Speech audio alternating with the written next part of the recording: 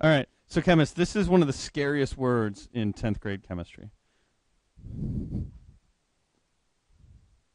It is called stoichiometry. And it is the quantitative relationship between reactants and products in a chemical reaction. So if we look at this word, quantitative means number / amount. So really what we're doing with stoichiometry is figuring out if we're given a certain mass, a certain amount of our reactants, how much product can we make? So if you remember from the mole ratio, I talked about the s'mores analogy, right? So if I have 100 graham crackers, 100 marshmallows, and 3 pieces of chocolate, well, then what I know from that is that I can only make 3 s'mores. But if I want to know how much those s'mores weigh, well, then I need to know the individual masses of the graham crackers, of the marshmallows, and of the chocolate. So that's what we're going to be doing now, is figuring out how to do that. So really, when I told you moles weren't going away, I wasn't lying. Let's do a nice, moles are brown. Let's do brown. All right. I don't know if that's even brown. I can't really tell. When doing stoichiometric, wow, that's a long word.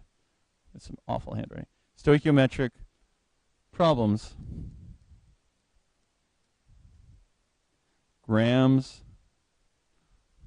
must be converted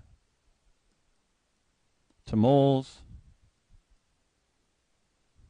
and then moles are converted back to grams.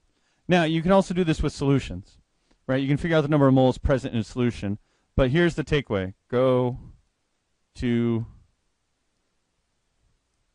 moles.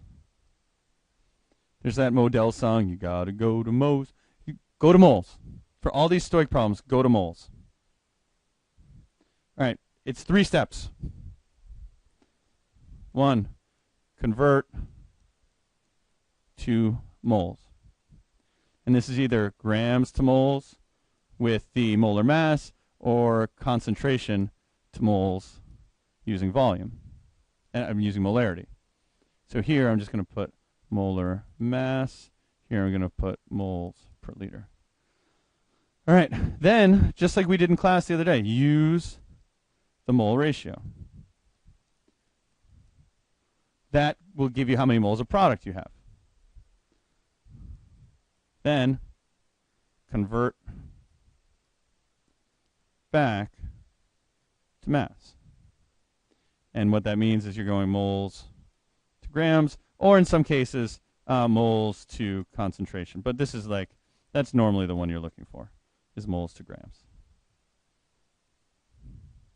And we're going to practice this quite a bit. So don't worry if it's not working out perfectly just this second. So wrap up, how do you convert between grams and moles to determine the mass of a product? In order to calculate the mass of reactant needed to make a certain mass, you need to convert mass to moles and then convert back. And mole ratios are that intermediate conversion, converting back and forth.